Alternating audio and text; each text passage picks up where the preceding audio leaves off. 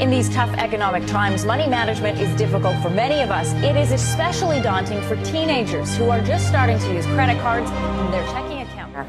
How bad is financial literacy when it comes to our kids? How little do they know, and what kind of crisis is this?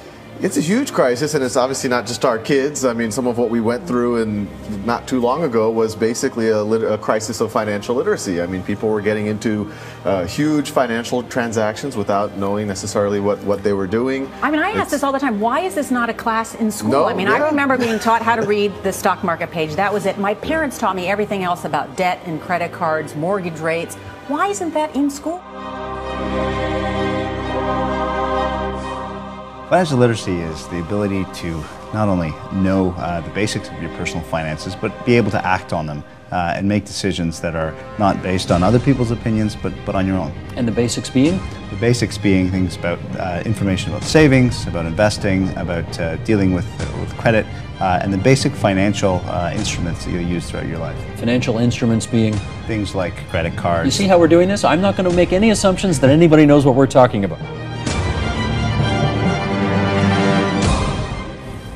Do you know about financial literacy? Not really. No. Financial literacy? Yeah. Isn't that like knowing how much stuff costs? Right.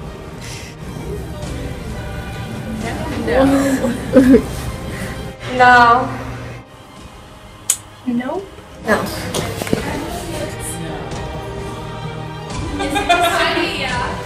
No. No! No! I don't know. Just learning about your finances. Yeah. Champlain College Center for Financial Literacy rated all American states on personal finance education in high schools. With the full range A, B, C, D, or F, Massachusetts received an F because there's no financial literacy requirements in the state of Massachusetts.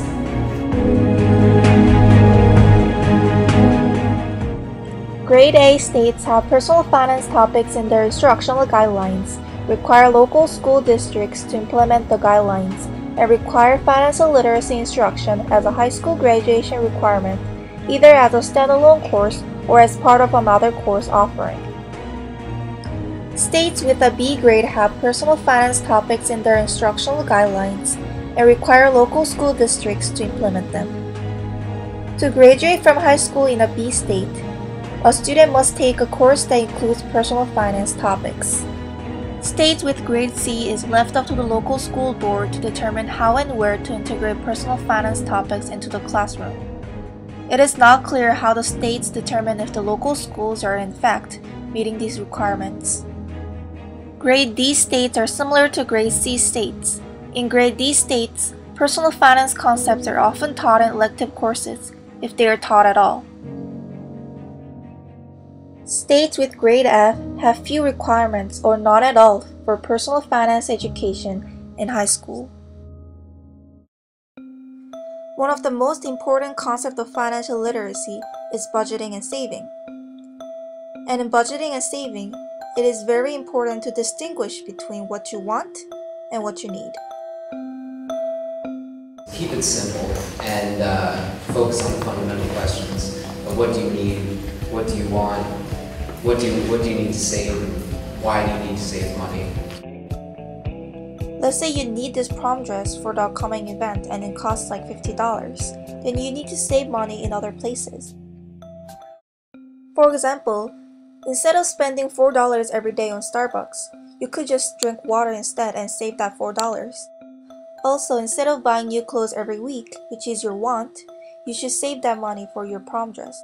So I'm going to tell you guys a little story about my experience with financial literacy. And I'll start where I went to high school, which was a boarding school like this, but not all girls.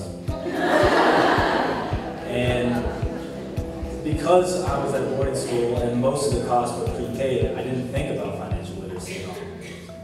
I always had a summer job from when I was 15, and like Steve Adams, our president, said, as soon as I got that money, I would spend it. So during the year, I didn't really have to worry too much about money. And during the summer, the money I was making, I was spending.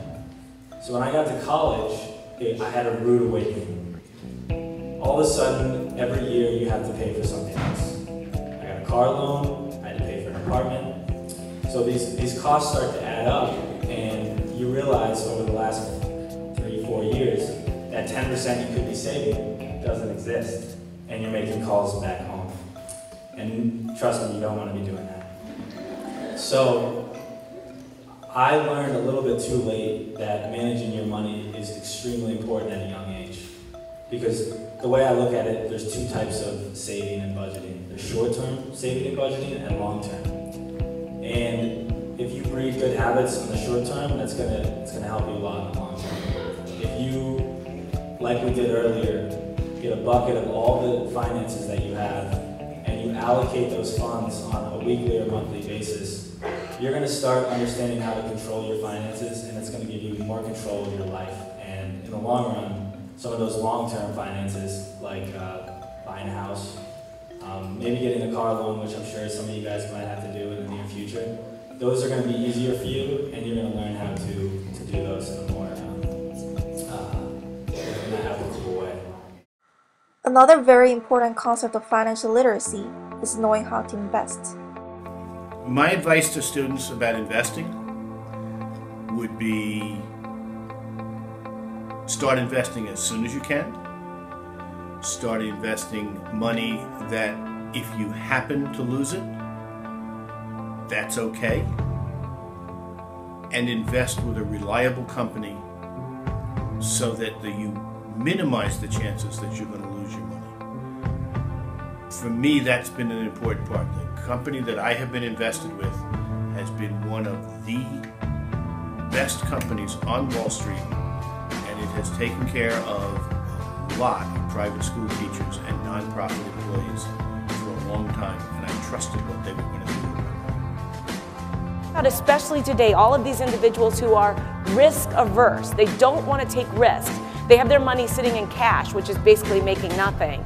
Or they say, I'm scared of the stock market and I don't want to invest. And by being scared, they actually lose out over the long term, because over the long term, the stock market has outperformed all other investments. Yeah, we might have bear markets, we might have terrible times, but bull markets follow bear markets follow bull markets, and if you're disciplined and patient and long term in your saving and investing, you'll do fine over time. And it helps, of course, when you start really early, especially like you. So that's why in taking risks, if no one ever took risks, you'd paint the floor. Well, the same is somewhat true in investing. If you don't take risks, you actually find yourself not really getting very far.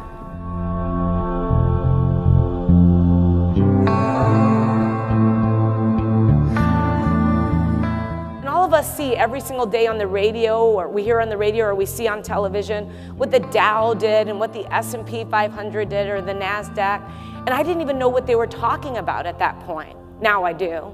And it was not surprising, because we don't learn about investing in school in America, in most schools. And it's one of these things that boggles the mind.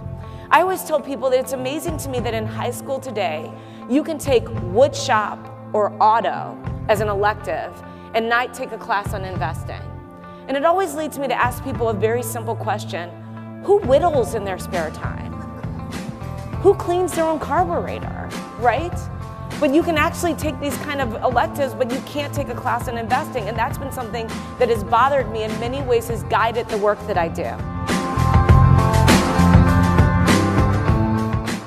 When a big chunk of every paycheck goes towards student loans instead of being spent on other things, that's not just tough for middle-class families, it's painful for the economy, and it's harmful to our recovery. Americans owe $700 billion in car loans, more than $800 billion on our credit cards. But student debt now tops $1 trillion.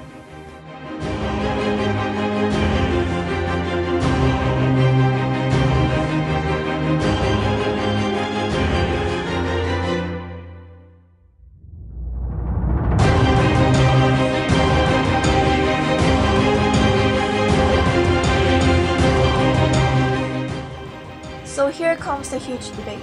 Is college worth going? A study by Sweetheart Media shows that private 4 years college costs more than $40,000 a year, and 71% of college seniors graduating in 2012 incur student loan debt. Despite of this horrific data, college degree still turns out to be a good investment for one's future. A person with doctoral degree has the lowest unemployment rate and the highest median weekly earnings. On the other hand, a person with high school diploma or less than high school diploma is most affected by the unemployment rate and earns the lowest weekly earnings. Pew Research found that millennials with a college degree who are working full-time earn about $17,500 more annually than those with just a high school diploma. Also, a study from the Federal Reserve Bank of San Francisco found that the average U.S. college graduate can expect to earn at least $800,000 more than the average high school graduate over a lifetime. To minimize the chance of graduating from college with huge amount of student loan debt, high school students should be financially literate and be confident with their personal finance. What Haley and Chloe are doing for you is extremely valuable today. They're giving you a chance to learn really important habits that if you develop now, they'll serve you your entire life. Now, here's another thing to keep in mind. Your culture doesn't want you to know this stuff. These girls are giving you information people don't want you to know. Amazon doesn't want you to know how much money you're taking in, how much you're spending. H&M doesn't want to know, doesn't want you to know this stuff. Colleges certainly don't want you to know this right now.